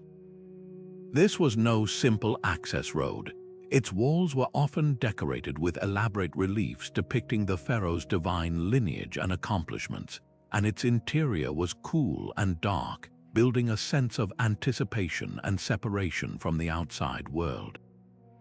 The journey along this corridor was a transformative ritual. As the procession emerged into the blinding sunlight at the causeway's end, the towering, flawless geometry of the pyramid would have filled their entire field of vision, an utterly overwhelming, awe-inspiring spectacle. This wasn't just a tomb, it was a machine for manufacturing belief. The road engineered the emotional and psychological experience of approaching a god-king, making his divinity feel not like an abstract concept, but a physical, undeniable reality. This architectural theater of power was a global phenomenon, repeated by empires seeking to project their authority and cosmological vision onto the landscape. In ancient Mesoamerica, the Maya built vast ceremonial plazas connected by wide, paved causeways. These white roads, known as sakbiob, often connected towering temple pyramids, creating a sacred geometry across the city. A priest or ruler leading a procession along one of these avenues would be visible to thousands of spectators gathered in the plazas below, their journey becoming a public spectacle that reinforced their elevated status. The road elevated them both physically and symbolically above the common people. Similarly, in Persia, the Achaemenid kings constructed the magnificent royal road, but within their ceremonial capital of Persepolis, they built the grand processional way. This wide avenue, flanked by colossal stone bulls and lamashu, was designed for just one purpose: to guide emissaries from conquered nations toward the audience hall of the King of Kings. Every step of that walk was designed to intimidate. The visitors, dwarfed by immense carvings of mythical guardians, were forced to march slowly toward the distant, elevated figure of the emperor, a psychological journey that emphasized their submission and his absolute power long before a single word was spoken. The genius of these symbolic roads lies in their multi-layered function. On one level, they were tools of pure propaganda, a physical manifestation of a ruler's ability to command resources and reshape the world to their will. The sheer scale and effort required to build a perfectly straight, paved avenue leading to a single point screamed of unmatched authority. But on a deeper, cosmological level, these roads often mirrored the civilization's understanding of the universe. The Egyptian causeway represented the path the deceased pharaoh's soul would take to join the sun god Ra in his celestial bark. A Maya Sakbi might have been aligned to represent the Milky Way, seen as a road for the gods and ancestors. By walking these paths, people weren't just moving through space, they were enacting a sacred narrative, physically tracing the lines of a cosmic map that connected their society to the fundamental order of the heavens. The road to nowhere in these cases led to the most important destination imaginable, the very center of a culture's identity, a place where architecture, belief, and raw political power fused into an indelible statement meant to last for eternity. But the human drive to build extends beyond what we can easily see, often plunging deep into the earth itself. For every grand pyramid or temple reaching for the skies, there exists a hidden counterpart carved into the rock below, and the roads leading to these subterranean wonders are among the most fascinating. These pathways don't end in emptiness. They simply change direction, descending from the surface world into a vast, secret realm that provided everything from absolute safety to profound spiritual connection. The true destination was not a point on the horizon, but a portal leading straight down, a gateway to an entire world operating just out of sight. Perhaps no place on Earth demonstrates this principle more spectacularly than the Cappadocia region in central Turkey. Here, the landscape is a surreal wonderland of soft volcanic rock, sculpted by wind and water into towering, fairy chimneys, but the real magic lies beneath the surface. A road winding through this ethereal terrain might appear to stop at the base of a large, unremarkable rock formation. To the untrained eye, it's another dead end. But concealed within that rock is a meticulously disguised entrance, often a massive, circular stone door that could be rolled shut from the inside. This was the main gate to one of Cappadocia's dozens of underground cities, the most famous being Derinkuyu and Kaymakli. These were not simple caves, they were immense, multi-level metropolises capable of sheltering thousands of people for months at a time. The road leading to this hidden door was the vital above-ground connection to a self-contained universe below, complete with living quarters, stables for livestock, churches, wineries, and sophisticated ventilation shafts that reached hundreds of feet down to fresh air. The road's abrupt end was the most critical point on the entire network, the only link between the visible world and the secret city that lay in wait beneath it. Primary impetus for such monumental underground construction was understandably security. Throughout history, Cappadocia found itself in the path of countless invading armies. When scouts spotted dust clouds on the horizon signaling an approaching threat, the entire regional population could enact a well-rehearsed drill. They would funnel down these access roads and disappear through the hidden entrances, pulling the great stone doors closed behind them. Inside, they were virtually untouchable. The entrance tunnels were designed with low, narrow passages that forced attackers to crawl single file, making them easy to pick off by defenders. Dead-end corridors and holes in the ceiling allowed the defenders to pour boiling oil or water on any intruders who made it inside. The road, which had moments before been a public thoroughfare, became the bait for a devastating trap, luring enemies toward a seemingly vulnerable community that had simply vanished into the earth, leaving behind only confusion and an impregnable stone facade. Yet the purpose of these underground terminals extended far beyond mere refuge. In many cultures, the subterranean world was intrinsically linked to the spiritual realm.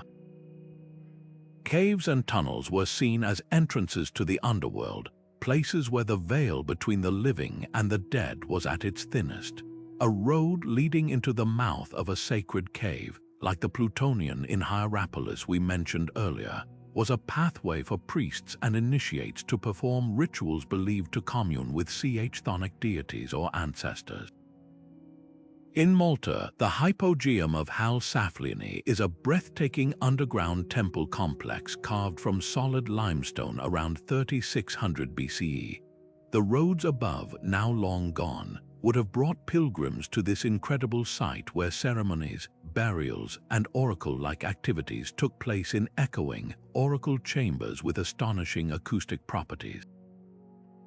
The journey's end was not a place to hide from the world, but to connect with a world beyond our own, using the deep, silent embrace of the earth to facilitate a closer connection to the divine.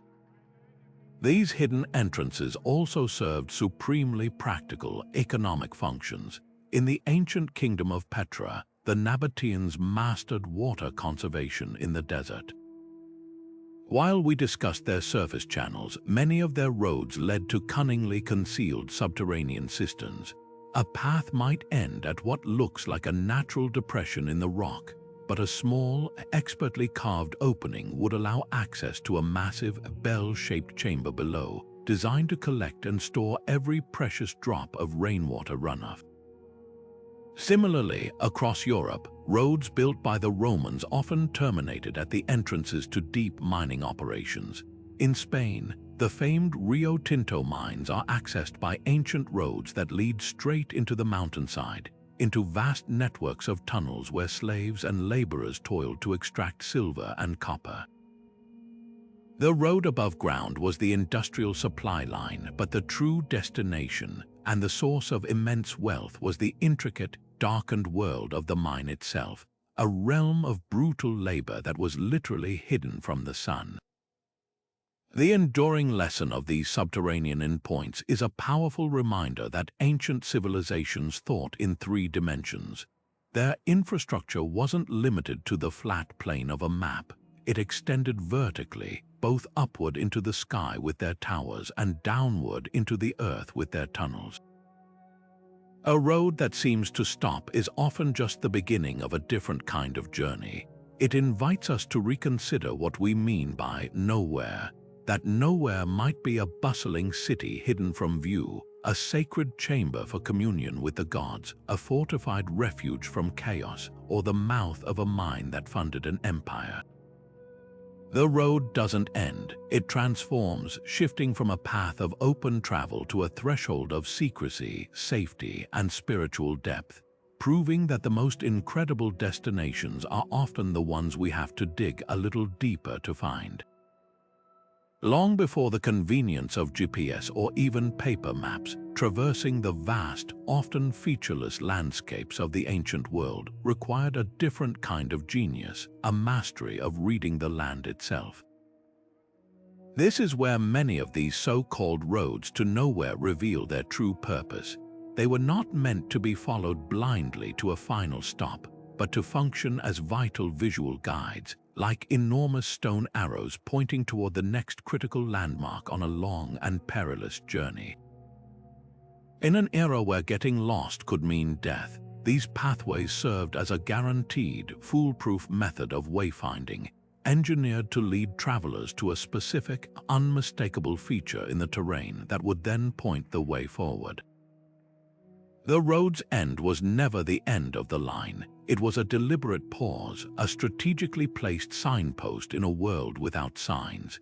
Imagine yourself as a trader crossing the sprawling emptiness of the Mongolian steppe, where the horizon is a continuous, unbroken line of grass in every direction. Or picture a merchant caravan picking its way through the trackless sands of the Rub al-Khali, the empty quarter of the Arabian Peninsula. In these environments, where every dune or hillock looks eerily similar to the last, the psychological toll of disorientation is as dangerous as thirst or predators. A well-built road cutting through this sameness provides immense psychological comfort and practical direction. It might be designed to run perfectly straight for miles, its terminus fixed precisely on a distant, solitary mountain peak that was visible for days before you even reached it. That mountain wasn't the destination, it was the next major coordinate on your mental map. Upon reaching its base, the road might end, but your journey would continue, now guided by oral instructions passed down through generations. From the lone mountain, head toward the setting sun until you see the 3 peculiar stones, and so on. The road did the hard work of getting you to the first major landmark without error, ensuring you started the next leg of your journey from the correct known point. This system of navigation reaches its most sophisticated and beautiful form in the Aboriginal Australian concept of the songline or dreaming track. To call these mere footpaths is a profound understatement.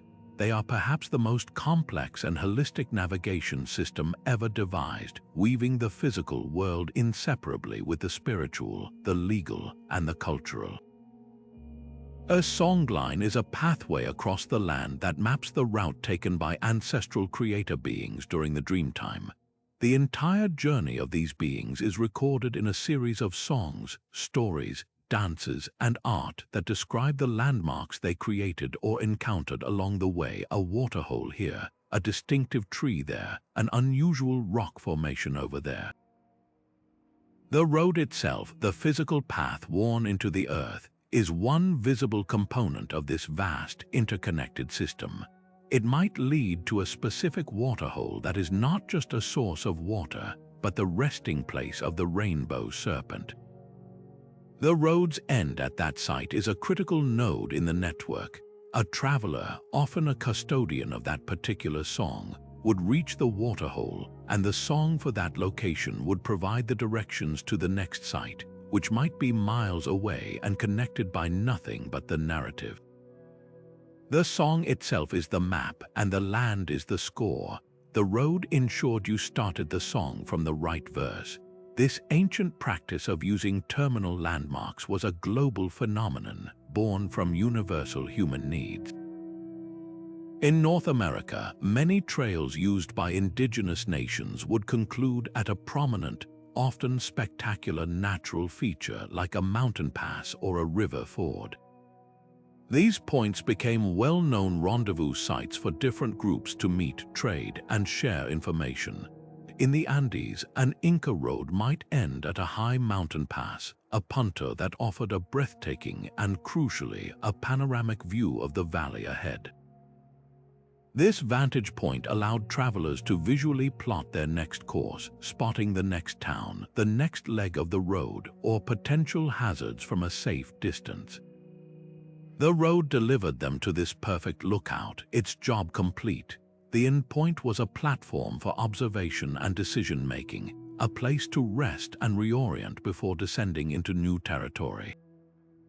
These roads weren't failures of planning. They were masterpieces of intuitive design, working in concert with human memory and the natural topography to create a resilient and reliable navigation network that required no technology beyond knowledge itself. They stand as a powerful reminder that a journey is made of many steps, and sometimes the most important one is not the last, but the one that shows you where to take the next. But to truly grasp the purpose of these ceremonial roads, we must step into the sandals of an ancient Greek initiate preparing for the Eleusinian mysteries, one of the most sacred and secretive religious rites of the ancient world.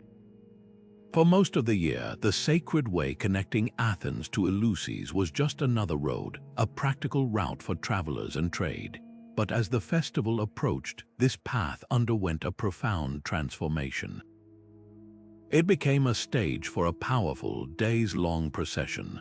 Thousands of participants would gather, not to simply travel from point A to point B, but to collectively enact a sacred drama with every step they took.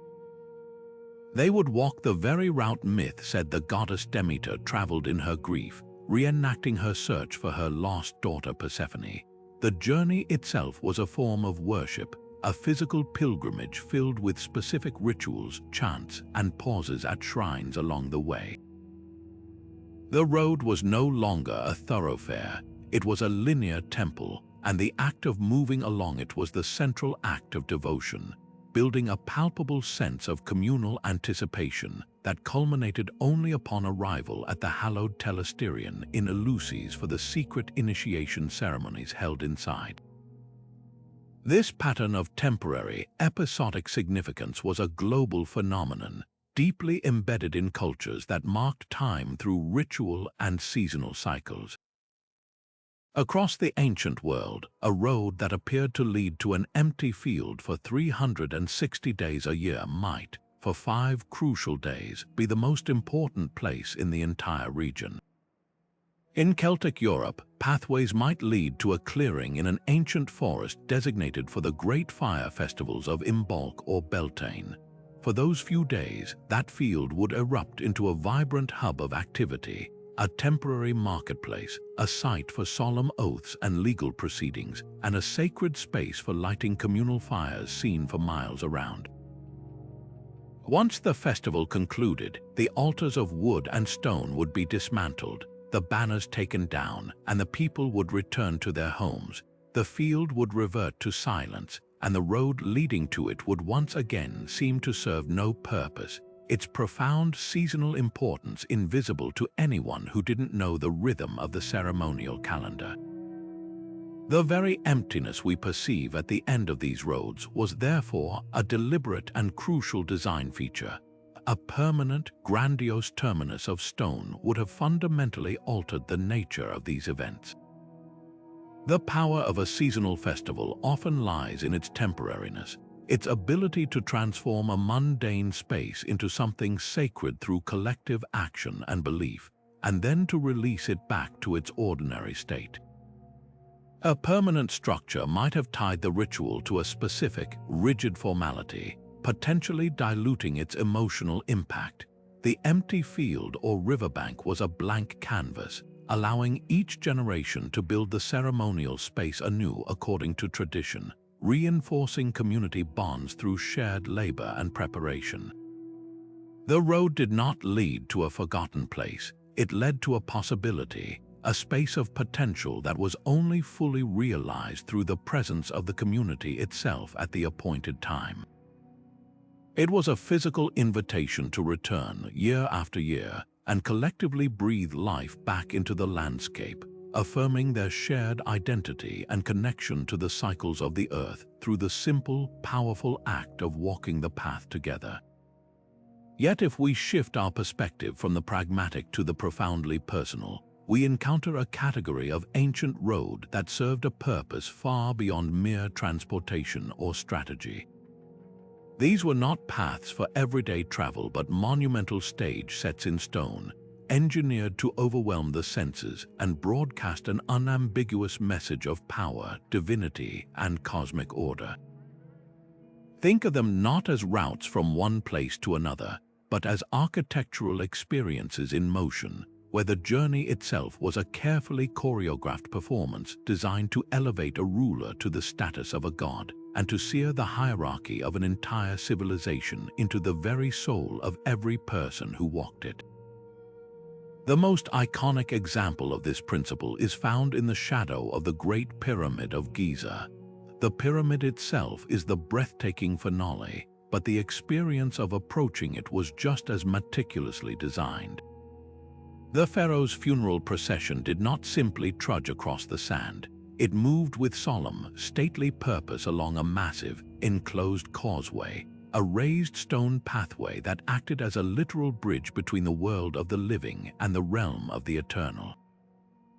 This was no simple access road. Its walls were often decorated with elaborate reliefs depicting the pharaoh's divine lineage and accomplishments, and its interior was cool and dark, building a sense of anticipation and separation from the outside world. The journey along this corridor was a transformative ritual. As the procession emerged into the blinding sunlight at the causeway's end, the towering, flawless geometry of the pyramid would have filled their entire field of vision, an utterly overwhelming, awe-inspiring spectacle. This wasn't just a tomb, it was a machine for manufacturing belief. The road engineered the emotional and psychological experience of approaching a god-king, making his divinity feel not like an abstract concept, but a physical, undeniable reality. This architectural theater of power was a global phenomenon, repeated by empires seeking to project their authority and cosmological vision onto the landscape. In ancient Persia, the Achaemenid kings constructed the magnificent royal road for trade and messages, but within their ceremonial capital of Persepolis, they built the grand processional way for an entirely different purpose. This wide avenue, flanked by colossal stone bulls and lamashu, mythical guardian creatures with the heads of men and the bodies of bulls or lions, was designed for just one event: to guide emissaries from conquered nations toward the audience hall of the King of Kings. Every step of that walk was designed to intimidate. The visitors, dwarfed by immense carvings of mythical guardians, were forced to march slowly toward the distant, elevated figure of the emperor, a psychological journey that emphasized their submission and his absolute power long before a single word was spoken. The road itself was a tool of psychological warfare, a physical manifestation of the empire's reach and the ruler's unchallengeable authority. This display of power often took the form of pure, unadulterated leisure, a luxury so immense it required its own specialized infrastructure.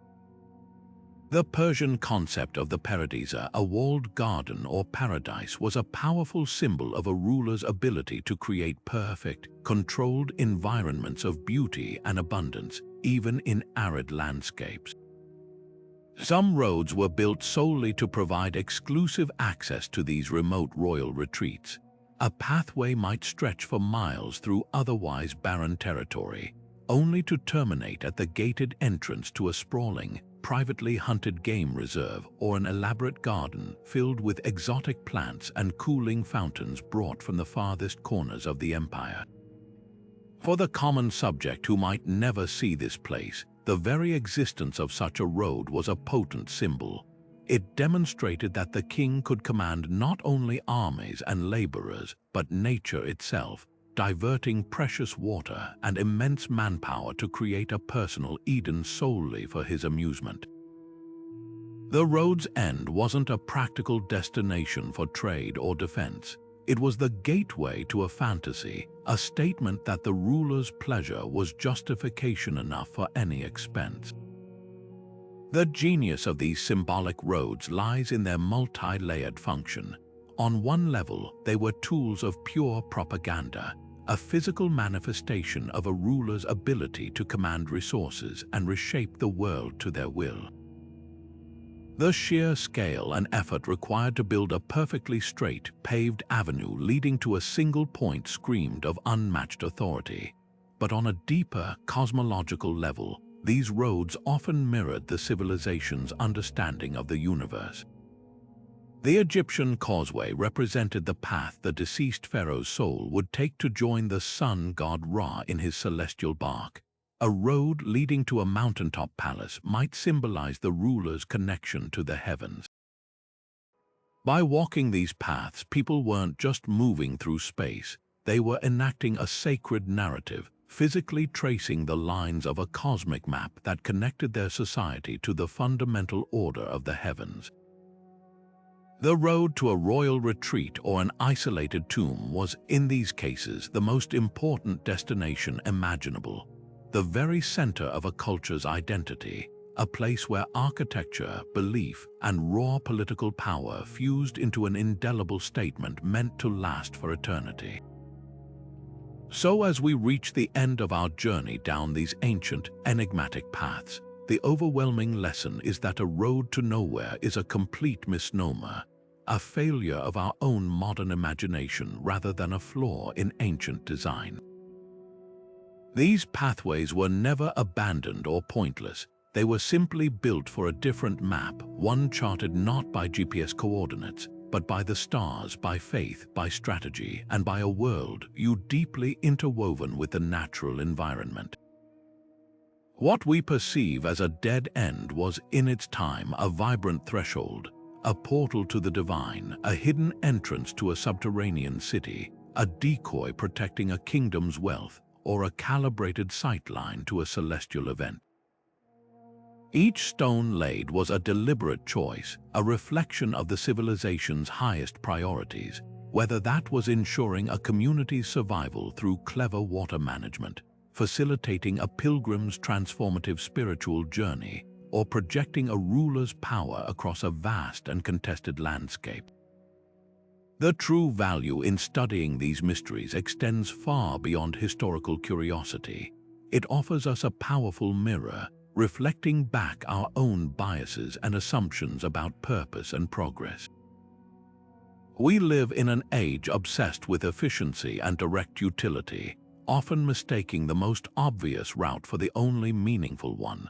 These ancient roads challenge that narrow perspective, inviting us to consider that the most profound destinations aren't always cities or monuments, but can be experiences, ideas, or states of being.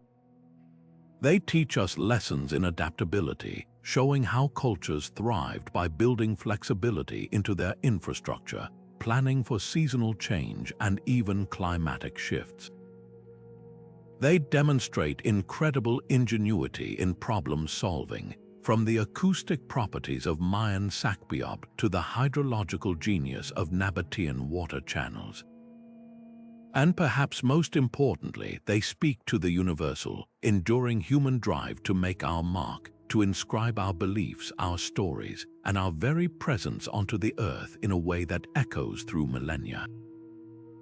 This exploration doesn't end here, it simply opens a new door. Every time a new technology like LiDAR peels back the jungle canopy or ground-penetrating radar reveals a buried city, we are given another piece of the puzzle. These discoveries are a humbling reminder that the past is not a static story already written, but a dynamic narrative that we are continually relearning and reinterpreting. The next time you find yourself on a walk and see a path leading into a forest or across a field, take a moment to wonder where it might truly lead. What hidden stories does it hold?